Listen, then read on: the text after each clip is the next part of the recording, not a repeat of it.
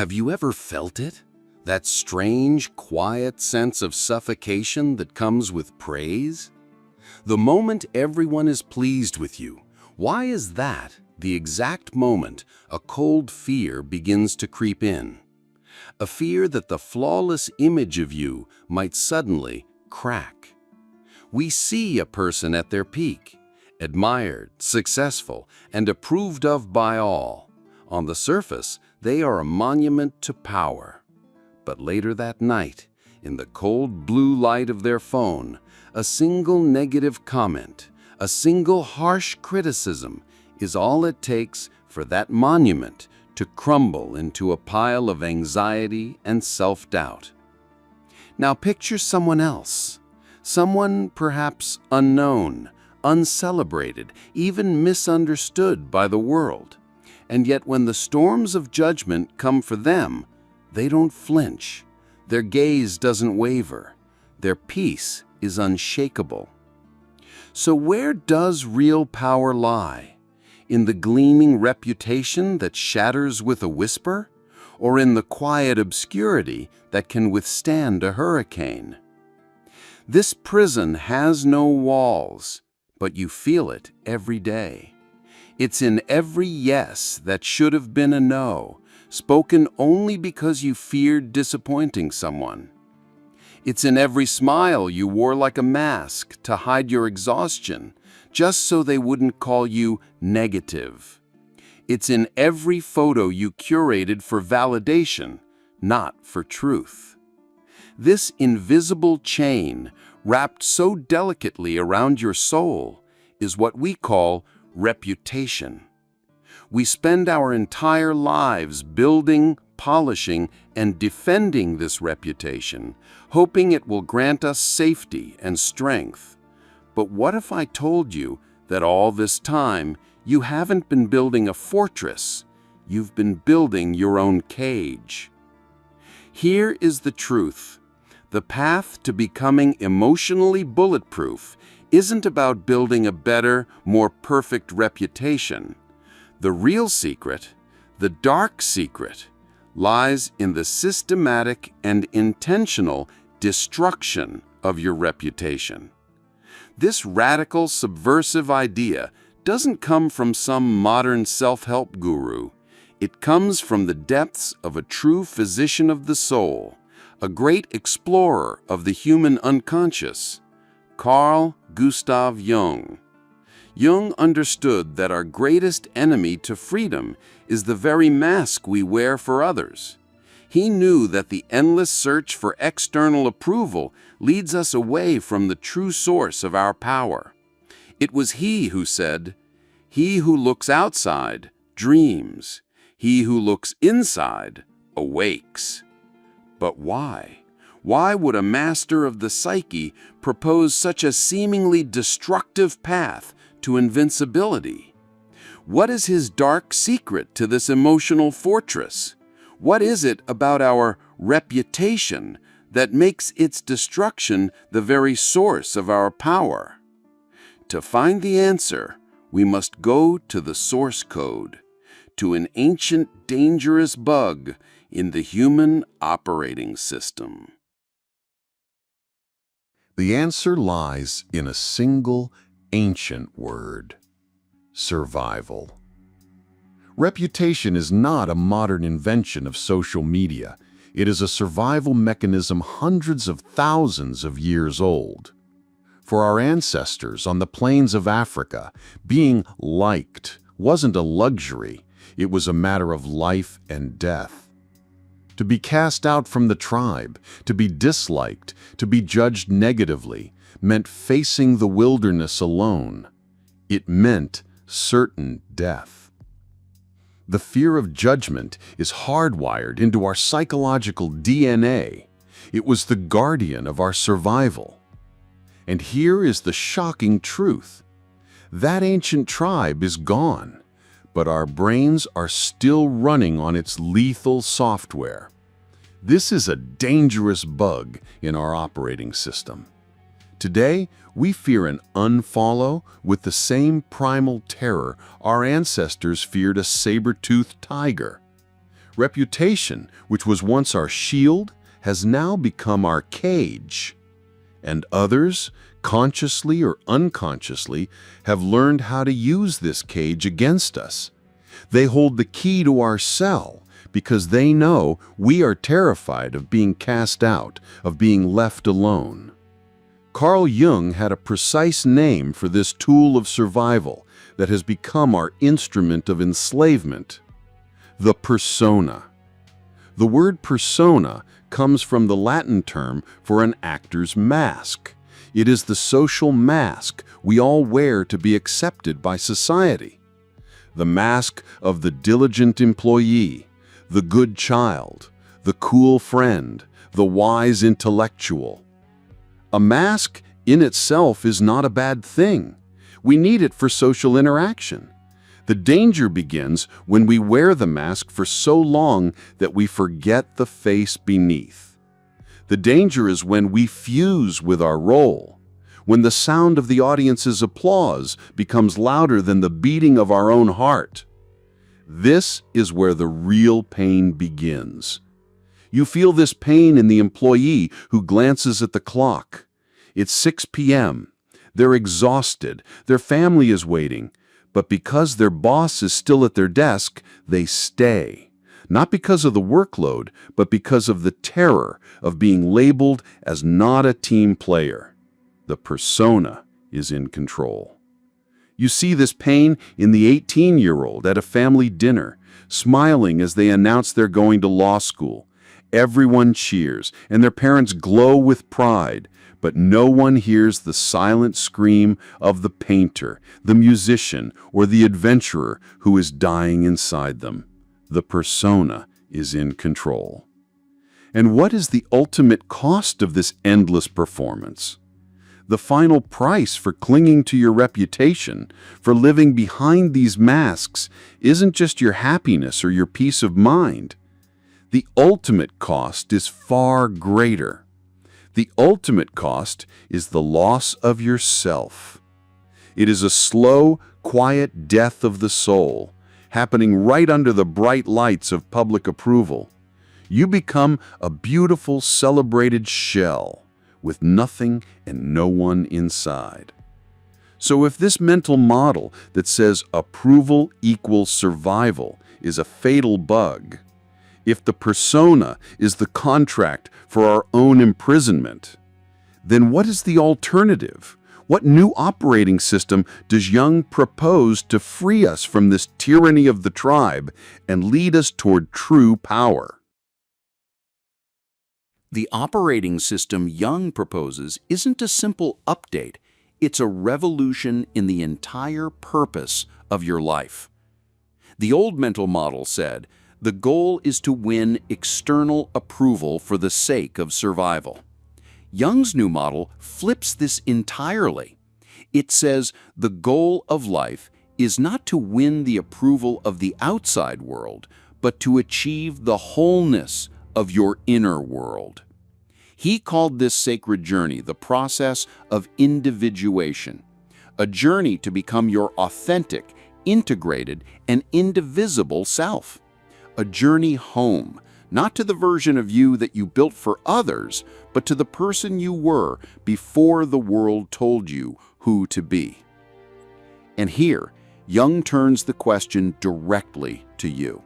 He lays it on the table and asks, are you willing to unilaterally terminate the deadly, unwritten contract you have signed with society? What contract? The one you ratify every day with your behavior. The one that says, I will be who you want me to be, and in return, you will not abandon me. Let's look at a few clauses in this contract, the clauses that drain your psychic energy every single day.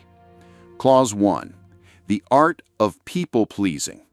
This clause obligates you to say yes to every request, even when your soul is screaming no, lest you displease someone.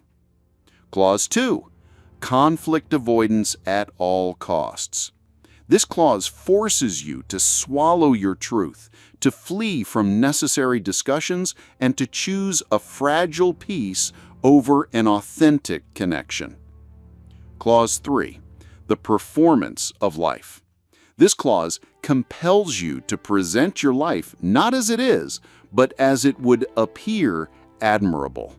You perform happiness instead of living it. Clause 4. The hiding of all cracks. This clause demands you surgically conceal any weakness, failure, sorrow, or dark aspect of your being, presenting a flawless but false version of yourself.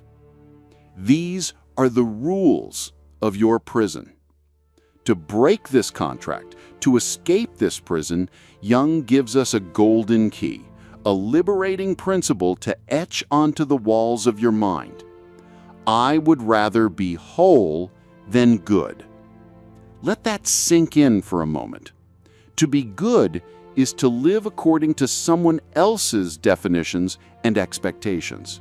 But to be whole is to accept the totality of your own being, to accept your anger alongside your kindness, your fear alongside your courage, your selfishness alongside your generosity. To be whole is to stop fighting with yourself. And Jung's warning here is chilling. To continue on the old path, to strive to be good instead of whole, is to become a hollow shell. A masterful actor playing a role to perfection, but backstage, in the dressing room, there is nothing but a vast, terrifying emptiness. This is what Jung called the loss of the soul, a state where your outer life might be a spectacular success, but your inner world is a barren wasteland. But if the path is this clear, why is it so terrifyingly difficult? Why are we so afraid to show our whole self? What are the hidden games, the shadow theaters at play in our social lives that coerce us back into our roles, forcing the mask back onto our faces? What are the psychological mechanics of these games of control? To understand that, we have to go deeper. We have to pull back the curtain on a show we're all acting in without even knowing it. The answer is darker and more complex than you think. The reason breaking the contract is so hard isn't that you are weak, it's that you are not the only actor in this play. You are performing in a vast, invisible production, the shadow theater. To understand the mechanics of this game, we must first understand its primary weapon. A weapon others unconsciously use against you, and one you unknowingly use against yourself. Jung called this powerful weapon projection. And this weapon is fired from the armory of the darkest part of our being, a part that Jung called the shadow. The shadow is the dark cellar of our personality. It is the dungeon where we have banished every quality within ourselves that we dislike or that society has deemed unacceptable. Our rage, our envy, our fears, our selfishness, our vulnerability. Projection is when we take these dark, disowned parts of ourselves and, like a movie projector, we screen them onto other people. We accuse them of the very sins we have buried deep within our own souls. This shadow theater has a cast of recurring characters. Perhaps you recognize some of them from your own life. Archetype 1, the eternal critic. You know this person, the boss, the parent, or the friend who always finds the one flaw. They call you incompetent, thoughtless, or not good enough. The truth is, they are projecting their own profound, terrifying fear of inadequacy onto you. They attack you to silence the inner voice that whispers, "You are not enough." They need you to be flawed so they can feel whole. Archetype 2, the professional victim. The one for whom life is an endless series of tragedies and you are always cast as the savior. They are constantly projecting their own disowned strength and responsibility onto you. They need you to be the strong one, the capable one, so they never have to face the terrifying weight of their own power and freedom. Archetype 3, the sacrificial angel. Perhaps the most dangerous of all. The one who gives and gives and gives until you are drowning in emotional debt. They serve you in order to enslave you. And here is the devastating, bitter truth of these games. In these dynamics, the real you does not exist. They are not in a relationship with you, they are in a relationship with your function. You are the screen for their movie. You are the mirror for their shadow. They need your role to exist so they never have to face themselves.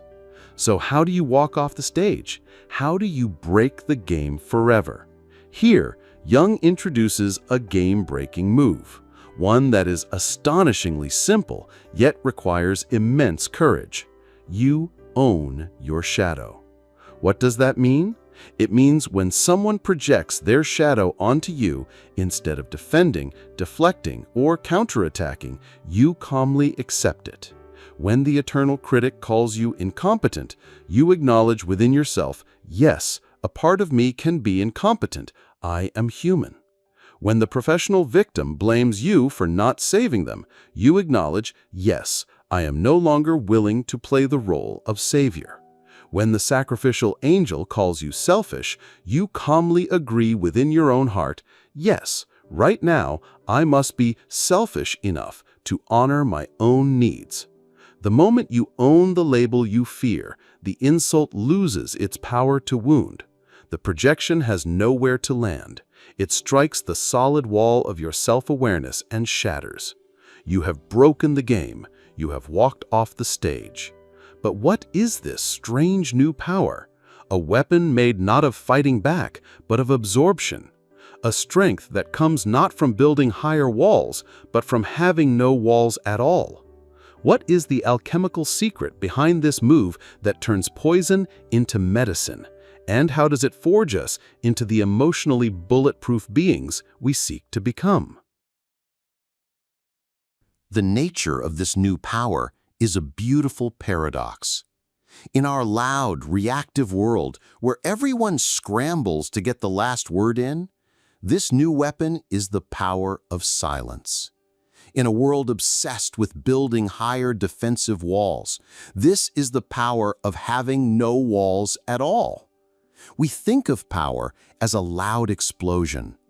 Jung teaches us that true power is the quiet stillness of a mountain. We must redefine what acceptance means. In this context, acceptance is not surrender. It is not weakness. It is not even agreeing that their judgment of you is true. Acceptance is the ultimate act of sovereignty.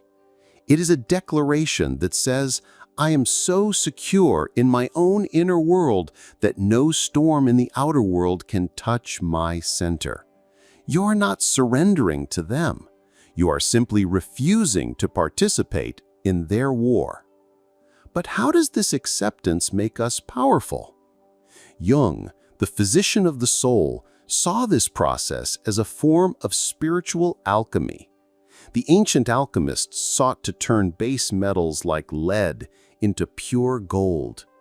Jung said that our shadows, our anger, our fear, our envy are the lead of our existence.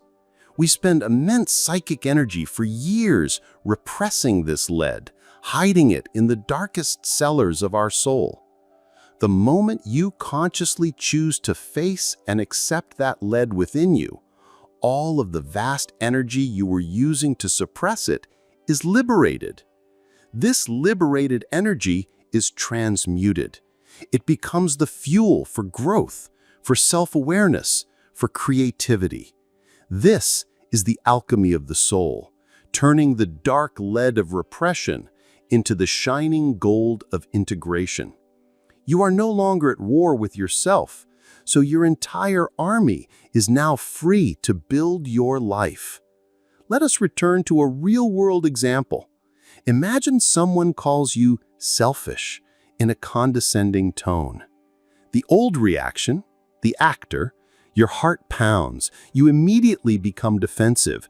I'm not selfish. Remember all the things I've done for you? You are hooked. You have entered their game and you are playing by their rules, trying to prove your worth. The new reaction, the alchemist, you feel the sting of the word, but you do not react externally. You breathe. In the quiet theater of your own mind, you say, yes, a part of me can be selfish. I have needs, and that is okay. What happens? Their hook finds no fish. Their attack has no target. You have not given them the reaction they need to fuel their drama. They're left disarmed by your peace. The game ends before it even begins. Now, let us be honest. This path has a cost. When you stop playing your designated roles, some of the other actors will leave the stage. People may call you cold, distant, or changed. You may feel lonely for a time. But this is not a cost. It is a purification. You are not losing people. You are shedding an audience. The loneliness you may feel is not the emptiness of abandonment. It is the sacred solitude of the sovereign who is building their own kingdom. This cost is actually the price of admission out of the circus and into an authentic life. And in those moments of doubt, here is the mantra that will be both your shield and your sword. Repeat it to yourself. Your judgment is your projection. My acceptance is my power. This philosophy is beautiful. This power is liberating. But tomorrow morning, in that tense meeting, in that difficult family conversation, when you see that infuriating comment, how do you actually do this? How do you practice the sacred art of reputation suicide step by tiny step to build this inner fortress brick by brick? The time for philosophy is over. Now we enter the workshop. Because awareness without action is the most sophisticated form of self-deception. Knowing you're in a prison doesn't set you free. Forging the key does. These exercises are not about learning to be rude or indifferent. We will call this new practice conscious disengagement. This means you can be physically present in a situation, but you consciously choose not to be psychologically entangled in the games of others. It is the art of being present without being a prisoner. It is the decision that another person's drama will not become your internal reality. Like any muscle, your soul requires training to become strong. These are your first exercises in the soul's gymnasium. Start small. Start today. 1. The one word no. This week, find one small request you do not want to fulfill and say no. Crucially, after you say the word, do not add an explanation or an apology, just a period. Feel the discomfort that follows. That is the feeling of a new muscle growing. 2. The low-stakes truth. In a safe, low-stakes conversation with friends or colleagues, state your honest opinion, even if it differs from the group's view. There is no need to argue. Simply say, "That's an interesting point.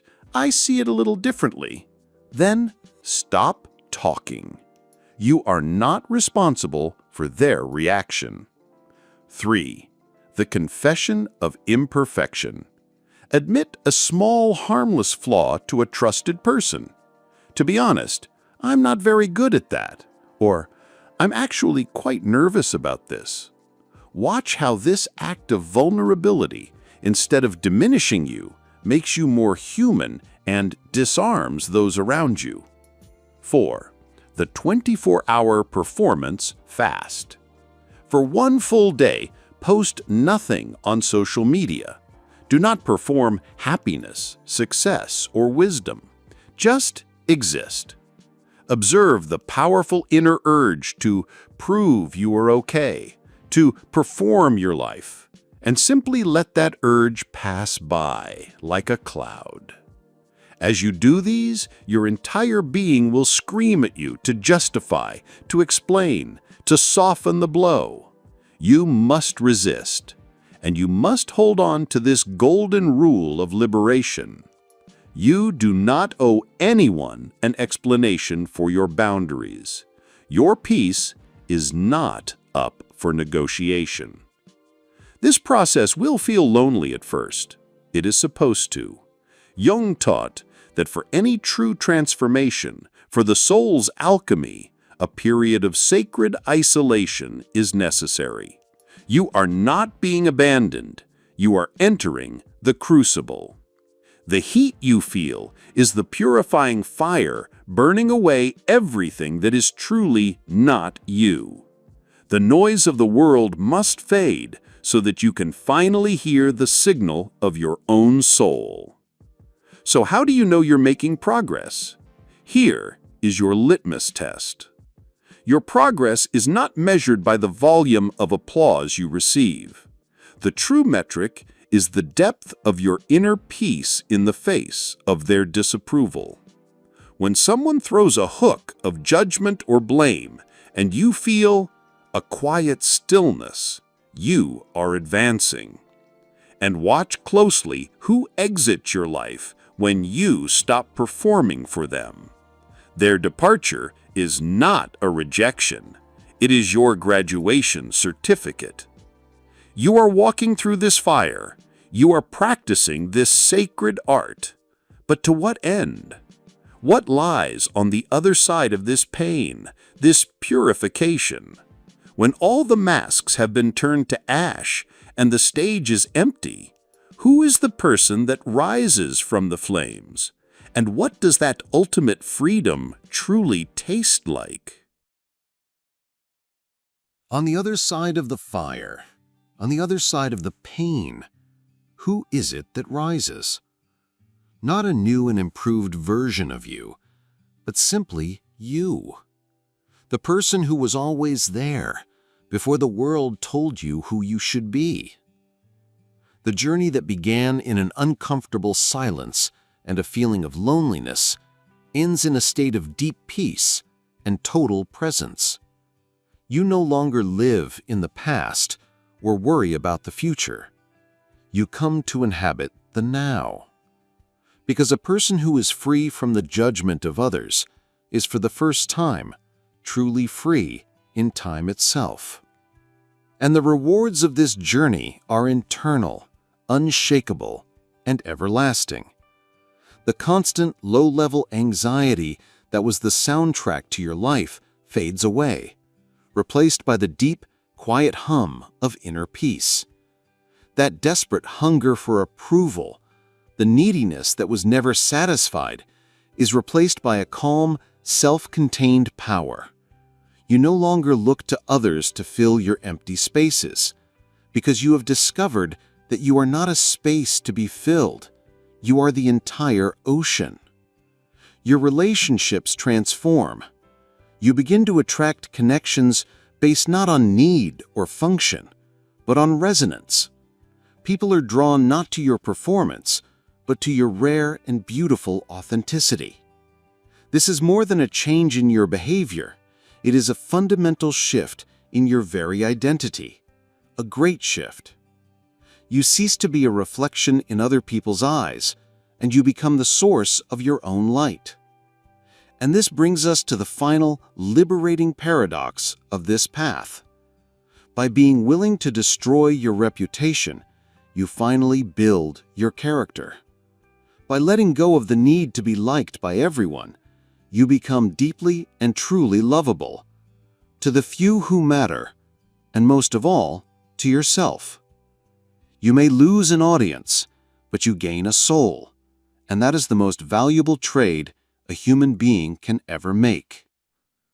You become one of those rare people in this world whose very presence is a gift, whose silence is more meaningful than 1,000 empty words, whose stability becomes an anchor for others. You are not loud, but you are heard. You are not aggressive, but you are powerful. You are no longer a slave to approval. You are sovereign. This entire journey, these 30 minutes, have all led to this single moment. A choice. The choice between the gilded cage of your reputation and the wild, open sky of your true self. If you are ready to make that choice, to begin the sacred art of becoming who you are, go to the comments right now and declare it to yourself and to the universe. Write, "I choose myself." Let this be your first act of rebellion, your first step home. Your journey begins now.